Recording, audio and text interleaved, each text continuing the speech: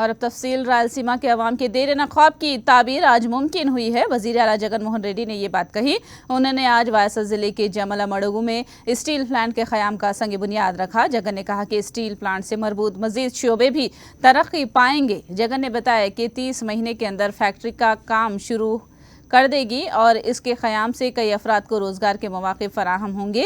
इस मौके पर जिंदल ग्रुप के चेयरमैन सज्जन जिंदल और कड़पा MP अविनाश रेड्डी के अलावा दीगर वासर कायदीन शरीक थे।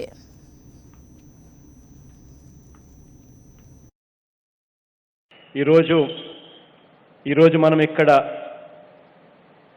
పునాది రాయి వేస్తా ఉన్న ఈ కార్యక్రమానికి ఎప్పటి నుంచో కూడా మనమంతా కూడా కలలుగన్న ఒక స్వప్నం. ఈరోజు ఇక్కడ మనం కట్టబోయే ఈ స్టీల్ ప్లాంటు మరో 24 నెలల నుంచి 30 నెలల లోపు 24 months to 30 months గెస్టేషన్ పీరియడ్లో ఈ ప్రాజెక్టు కమిషన్ కూడా జరుగుతుంది. 3 మిలియన్ టన్నుల స్టీల్ ప్లాంట్తో ఈరోజు స్టార్ట్ చేసే ఈ కార్యక్రమం 3 మిలియన్ టన్నులతోనే ఆగిపోదు. బళ్ళారిలో కూడా మొట్టమొదటగా తాను అడుగుపెట్టినప్పుడు, విజయనగరం దగ్గర మొదలుపెట్టినప్పుడు తాను 3 మిలియన్ టన్నులే అని చెప్పాడు. అది ఈరోజు పెరుగుతూ 13 మిలియన్ టన్నుల ప్లాంట్ అయింది. ఆ ప్రాంతం రూపురేఖలన్నీ కూడా మారబడ్డాయి. అదే పరిస్థితి ఇక్కడ కూడా రావాలి అని చెప్పి మనసారా కూడా కోరుకుంటా ఉన్నా. సజ్జన్ జిందాల్ గారి స్టీల్ ఫ్యాక్టరీ మాత్రమే కాదు ఇక్కడికి వచ్చేది. ఒకసారి ఈ స్టీల్ ఫ్యాక్టరీ వస్తే పక్కన చుట్టుపక్కలంతా కూడా ఆన్సిలరీ యూనిట్స్ కూడా వచ్చే ఒక ఎకోసిస్టమ్ తయారవుతుంది. ఇవన్నిటితో మన ప్రాంతమంతా కూడా బాగుపడాలని, మన పిల్లలకు ఉద్యోగాలు, మంచి ఉద్యోగ అవకాశాలు రావాలి అని మనసారా కూడా కోరుకుంటూ स्टील प्लांट की वजह से अतराफ में मरबूत शोबों की तरक्की होगी। वजीर आला जगन ने ये बात कही। उन्होंने बताया कि कोपाकुर्ती में इलेक्ट्रॉनिक मैन्युफैक्चरिंग क्लस्टर कायम किया गया है। यहाँ पर 75% रोजगार मुकामी अफराद को मिलने के लिए कानून साजी भी की गई।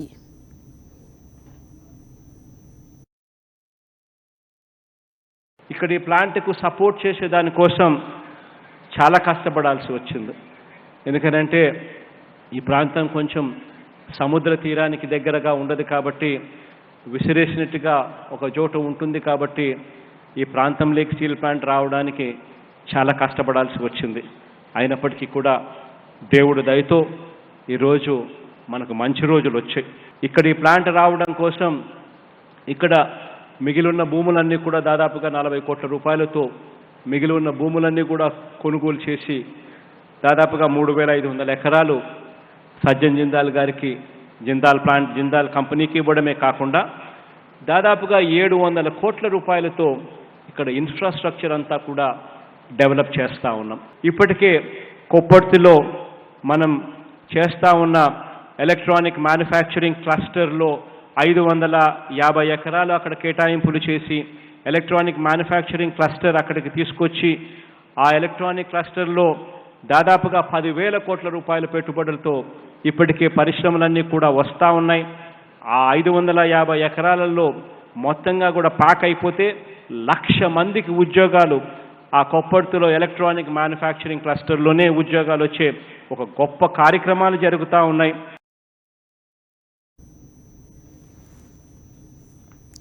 स्टील फैक्ट्री के संग बुनियाद के मौके पर ASW के चेयरमैन सज्जन जिंदाल ने भी खिताब किया। उन्होंने कहा कि AP के अवाम बहुत खुशकिस्मत हैं कि उन्हें एक जवान, हरकियाती और विजनरी वजीर आला जगन मोहन रेड्डी मिले हैं।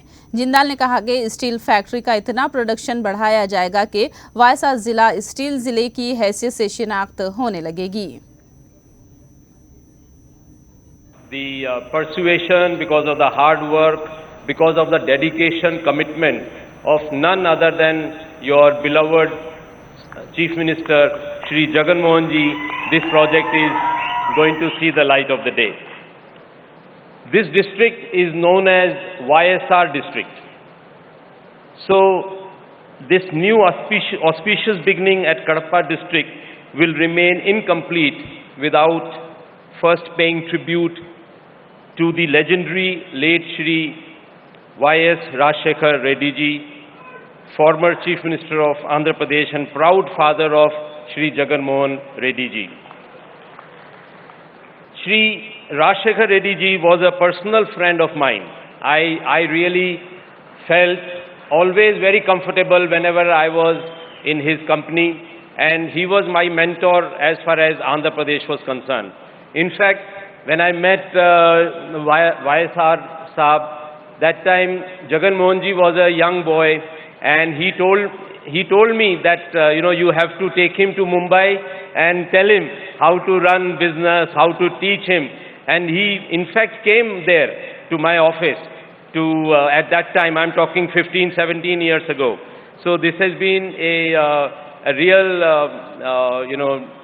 return to the home for me to build a steel plant in Kadapa.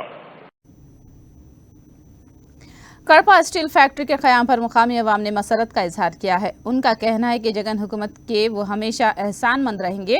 अवाम का कहना है कि जगन की दिलचस्पी के सबब भी कड़पा में स्टील फैक्ट्री कायम होने जा रही है, जिससे सीमा के अवाम को रोजगार और मुलाजिमतों के मौके फराहम होंगे। ఇక్కడ ఒక స్టీల్ ప్లాంట్ వస్తుంది అని అనేవాళ్ళు మా తాత 3 తరాలు అయిపోయింది ఇప్పటికీ ఏ స్టీల్ ప్లాంట్ ఇంతవరకు జరగలేదు కానీ మా పులివెందుల పులిబిడ్డ రాజశేఖర రెడ్డి గారి ముద్దుల తనయుడు మన ప్రియతమ నాయకుడు డాక్టర్ మన సీఎం వైఎస్ జగన్మోహన్ రెడ్డి గారు ఈ విధంగా జేఎస్డబ్ల్యూ అనే స్టీల్ ప్లాంట్ మాకు తీసుకురావడం మా కళలందరినీ నెరవేర్చడానికి ముందడుగు వేస్తున్నట్టుకి మాకు చాలా సంతోషంగా ఉంది। ఈరోజు వ్యవసాయం మీద అంటే గిట్టుబాటు వర్షాపాతం ఎక్కువ పడడము తక్కువ పడడం వల్ల ఇప్పుడు అంతా వ్యవసాయం మీద ఆధారపడేదానికన్నా ఈ రాయలసీమలో ఈ దమనమడుగు నియోజకవర్గం చాలా ఫ్యాక్టరీలలో కొంత వెనుకబడి ఉంది। ఇప్పుడు ఈ స్టీల్ ప్లాంట్ రావడం వల్ల ఈ ప్రాంత వాసులకు అందరికీ ప్రత్యక్షంగా కానీ పరోక్షంగా కానీ ముఖ్యమంత్రి గారు అభివృద్ధి చెందాలనే ఉద్దేశంతోనే ఇక్కడ స్థాపించడం జరుగుతుంది। ఇది తొందరగా ఈ స్టీల్ ప్లాంట్ ఏర్పాటైతే కనుక ఈ ప్రాంత ప్రజలకు ప్రత్యక్షంగా పరోక్షంగా కానీ ఉద్యోగ అవకాశాలు విద్యార్థులకు ఎక్కువగా ఉంటాయి। ఈ స్టీల్ ప్లాంట్ ఏర్పాటైతే కనుక దాదాపు 80% మందికి ఉపాధి ఇక్కడ దొరుకుతుందని మేము ఆశిస్తున్నాం। रियासत के सदर मुकाम का फैसला रियासती हुकूमत ने किया है। सरकारी मुशीर एस रामाकृष्ण रेड्डी ने ये बात कही। उन्होंने कहा कि रियासत के तमाम इलाकों की तरक्की ही हुकूमत का मकसद है, इसीलिए गैर मरकूज तरक्की पर हुकूमत ने तवज्जो मरकूज की है। रामाकृष्ण रेड्डी ने येलो मीडिया पर आवाम को गुमराह करने का इल्जाम लगाया। उन्होंने वाज़ेह किया कि गैर मरकूज तरक्की के लिए शिवरामाकृष्ण कमेटी ने सिफारिश की है, जिस पर जगन हुकूमत अमल कर रही है। వాళ్ళు మిగిలిన వాళ్ళకి ఎవరికి ఇవ్వట్లేదు, ఓన్లీ వైజాగ్ పోతుంది, మీరు గమనించండి।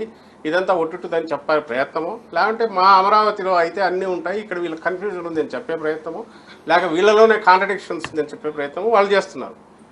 ఎవరైతే రాష్ట్రం మొత్తానికి ఇక్కడే రాజధాని ఉండాలా, ఇక్కడుండే మా రియల్ ఎస్టేట్ వ్యాపారం బాగుండాలా, లేకుంటే మా చంద్రబాబు నాయుడు రియల్ ఎస్టేట్ వ్యాపారం చేయాలనుకుని ఇవన్నీ దక్కాలనుకునే వాళ్ళకు వాళ్ళు ఇలాంటి ఆర్గ్యుమెంట్లన్నీ తీసుకొచ్చి కన్ఫ్యూజ్ చేయాలని చూస్తున్నారు తప్ప ఇందులో అస్పష్టతగా అసలు అవకాశం లేదని చెప్పడం నా ఉద్దేశం।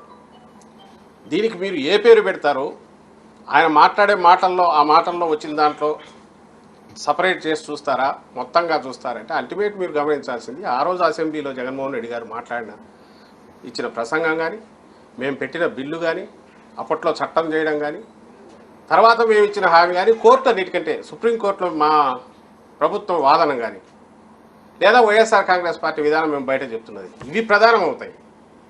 ఇవి ప్రధానమైనప్పుడు దీంట్లో మేము ప్రజలకు అప్పీల్ చేసేదో లేదంటే కన్ఫ్యూజ్ చేయాలని వీళ్ళు ఇస్తున్న దానికి అసలు విలువ ఇవ్వద్దు, వాస్తవం ఇది అని చెప్పదలుచుకున్నాను। ఇది వాస్తవం। ज़ेर ज़मीन पानी से मुताल्लिक़ तजुर्बात के लिए जिला सतह के डेटा सेंटर का रियासती वज़ीर अंबटी राम बाबू ने विजयवाड़ा में इफ्तिताह अंजाम दिया। उन्होंने बताया कि रियासत में इस तरह के 4 डेटा सेंटर्स कायम किए जाएंगे। उन्होंने बताया कि एल्लूर में इस तरह का सेंटर पहले ही खोला जा चुका है। इस डेटा सेंटर के जरिए किसानों को ज़ेर ज़मीन पानी से मुताल्लिक़ मालूमात फराहम की जाएंगी, ताकि अराजी की किस्म के मुताबिक काश्त की जा सके, जिससे किसानों का फ़ायदा पहुँचेगा।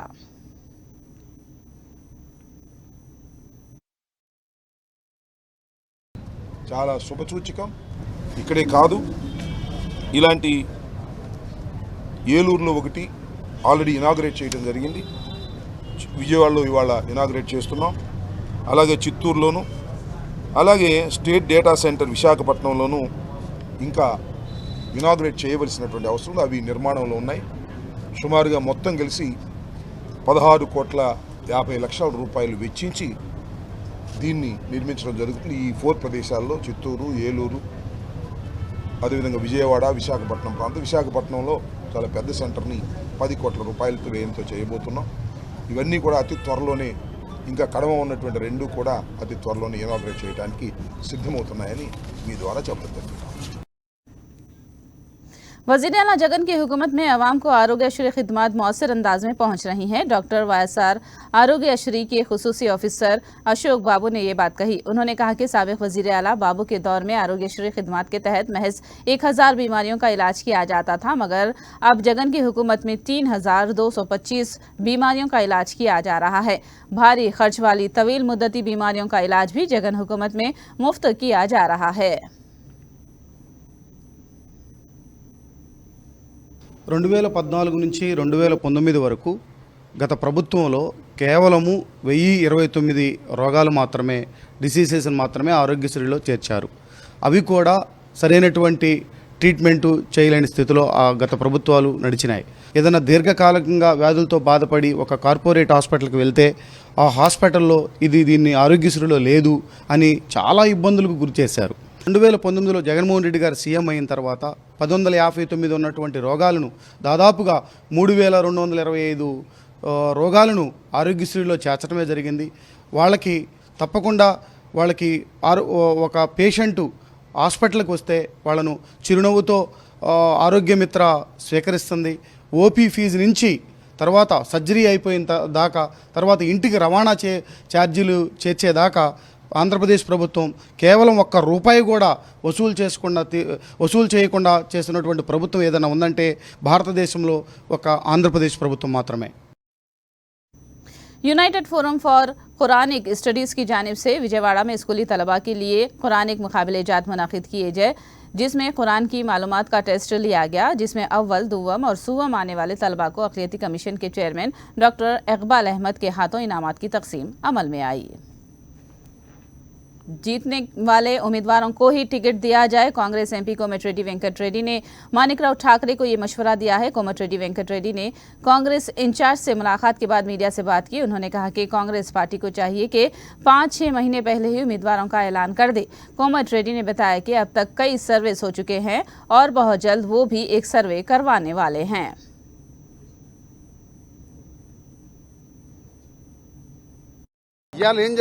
टिकट्स అలయన్స్లు ముందుగా ఇవ్వాలి.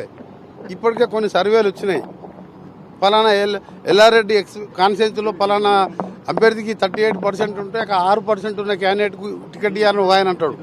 ఇట్లా కాదు, మీరు మెరిట్ మీద గెలిచే క్యాండిడేట్ టికెట్ ఇవ్వమని చెప్పి రిక్వెస్ట్ చేశాను. దాని మీద మేము కూడా సర్వే చేపిస్తాం.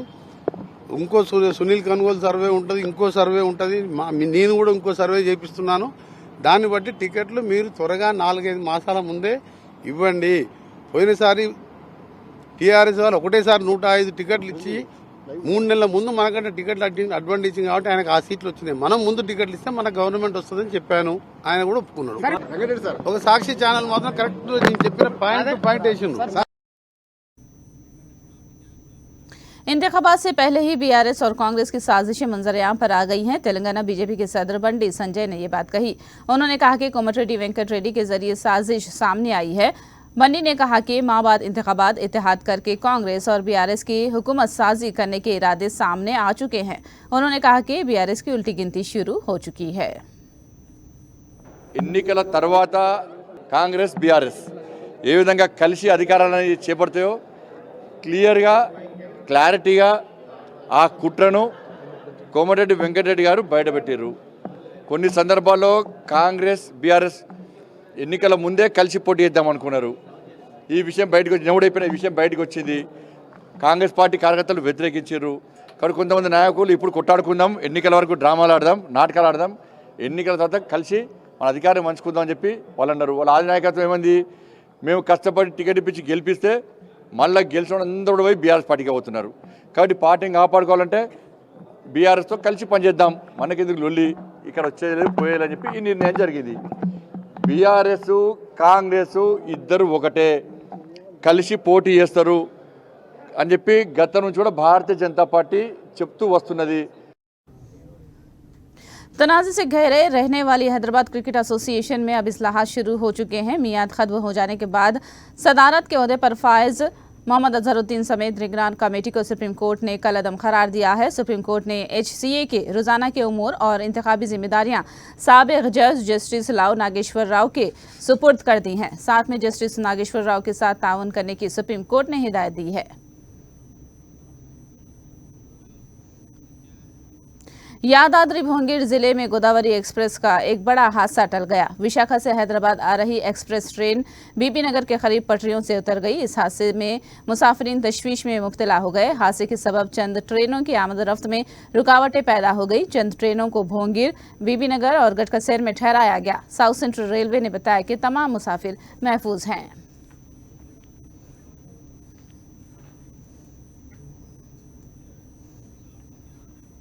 साउथ सेंट्रल रेलवे के CPRO राकेश ने बताया कि तमाम मुसाफिरीन महफूज हैं और रेलवे के अमला और तिब्बी अमले पर काम किया गया है और मुसाफिरीन को कोई परेशानी होने नहीं दी। रेल सिकंदराबाद रेलवे स्टेशन भी पहुंच चुकी है और रुकी हुई ट्रेनें फिर से पटरियों पर दौड़ना शुरू हो गई हैं। మాకు 6 కోచెస్ డేరాలు అయ్యాయి. మనకి S4 నుంచి S4 వరకు, అలానే జనరల్ బోగి గార్డ్ కంపార్ట్మెంట్ అయిందండి. ఇమీడియట్లీ మా ట్రైన్ సిబ్బంది ఎవరైతే ఉన్నారో ఇమీడియట్లీ ట్రైన్ని సురక్షితంగా స్టాప్ చేసిన తర్వాత we ensure that all the passengers are safe. Passenger safe అని కన్ఫర్మ్ చేసిన తర్వాత ఏవైతే మిగతా పోర్షన్లో ఆ ట్రైన్ని మేము సేమ్ ట్రైన్లో మిగతా ప్యాసింజర్స్ అడ్జస్ట్ చేస్తూ ముందుకు తీసుకొచ్చాము. ఇన్ఫ్యాక్ట్ ద ట్రైన్ కూడా ఆల్రెడీ సికింద్రాబాద్ స్టేషన్కి రీచ్ అయింది. అరౌండ్ 8:40కి రీచ్ అయిందండి. మా మెడికల్ సిబ్బంది ఎవరైతే ఉన్నారో బోత్ ట్రైన్లో ప్రయాణించారో అలానే స్టేషన్లో కూడా ఉండి we are ensuring that each and every passenger is safe. 80 to 90% మా ఆక్యుపెన్సీ ఉన్నాయండి. సో వీళ్ళందరినీ కూడా ప్రతి ఒక్క ప్యాసింజర్ని మా సిబ్బంది వెళ్ళి చూసి చెక్ చేసిన తర్వాతనే వాళ్ళని మిగతా కంపార్ట్మెంట్లో అడ్జస్ట్ చేశారు. ఇన్ఫాక్ట్ మా ఇందాక చెప్పినట్లు మా మెడికల్ సిబ్బంది కూడా ప్రతి ఒక్క ప్యాసింజర్ని చెక్ చేశారండి. Only after ensuring that each and every passenger is safe without any injuries వాళ్ళని ముందుకు తీసుకొచ్చామండి. ట్రైన్స్ వస్తున్నాయి, సికింద్రాబాద్కి రావాల్సిన ట్రైన్స్ కొన్ని మేము మేజర్ స్టేషన్లో ఆల్రెడీ రెగ్యులేట్ చేశామండి. ఎందుకంటే ఈ డీరైల్మెంట్ కారణంగా ఆ ట్రైన్స్ని ఆపాల్సి వచ్చింది. ఈ ఆపిన స్టేషన్స్ కూడా ఏవైతే ఉన్నాయో మేజర్ స్టేషన్స్ ఉన్నాయి. సో దట్ ప్యాసింజర్స్కి ఎవరికైనా క్యాటరింగ్ అరేంజ్మెంట్స్ కానీ వాటర్ కానీ అవసరం ఉంటే వాళ్ళకి అందుబాటులో ఉండేటట్లే ఈ స్టాపేజెస్ కూడా ప్లాన్ చేయడం జరిగింది. సో ట్రైన్ స్పీడ్ కూడా within the speed permissible లిమిట్లోనే ఉంది. There is no excess speed while the train was moving. So ఆ పరంగా చూసుకుంటే ట్రైన్ ప్రాపర్లీ మా సిబ్బంది కంట్రోల్ చేస్తూ ఆపారు. ఆపిన తర్వాత ఎందుకైతే ప్రెషర్ డ్రాప్ అయిందో దానికన్నా కారణాలు కూడా చూసి అకార్డింగ్లీ ఏవైతే మాకు ఇన్సిడెంట్ అయినప్పుడు ఏవైతే స్టెప్స్ తీసుకోవాలో అవన్నీ స్టెప్స్ కూడా ప్రాపర్లీ మా సిబ్బంది తీసుకొని వస్తున్నారు. కాబట్టి वजीर आला केसीआर जगत्याल जिले के कोंडागुट्टू का दौरा कर रहे हैं। हैदराबाद से हेलीकॉप्टर के जरिए कोंडागुट्टू को पहुंचने पर मंदिर के ओहदेदारों और BRS कायदीन ने वजीर आला का शानदार इस्तकबाल किया। बाद में मंदिर में केसीआर ने खुसूसी पूजा की। मंदिर की तामीर से मुताल्लिक मंदिर के ओहदेदारों के साथ जायजा इजलास मुनाकिद किया। वजीर आला के दौरे के तनाजुर में सिक्योरिटी का भारी बंदोबस्त किया गया है। जुनूब की 3 रियासतों में NIA ने तनक्की अंजाम दी है। दाइश के साथ हमदर्दी के शुबात पर 60 मकामात में तनक्की किए जाने की खबर है। तमिलनाडु, कर्नाटक और केरला के 60 इलाकों में एक ही वक्त में तनक्की अंजाम दी जा रही है। कोयम्बतूर, मंगलुरु शहरों में पिछले साल हुए धमाका केस से मुतालिक NIA जांच कर रही है। तमिलनाडु के कोयम्बतूर में पिछले साल 23 अक्टूबर को मारुति कार में होने वाले सिलेंडर धमाके में मुबीन नामी शख्स की मौत वाक़ हुई थी। इस धमाके को दहशतगर्द धमाका करार देते हुए NIA जांच कर रही है।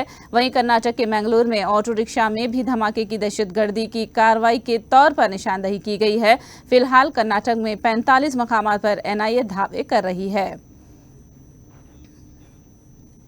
चेन्नई के नेमतुल्ला के घर में भी NIA ओहदेदारों ने तनक्की अंजाम दी। नेमतुल्ला का कहना है कि सर्च वारंट के साथ आकर NIA ओहदेदारों ने बारीक बीनी से घर की तलाशी ली और उन्हें वहां कुछ भी नहीं मिला। कुछ देर तक उनके साथ पूछताछ की गई और नेमतुल्ला ने बताया कि उनके घर की तलाशी और उनके साथ बातचीत में NIA ने नेमतुल्ला को पाक दामन पाया और वहां से चले गए। Myself Muhammad Niamatullah, I'm staying here at Kodungayur.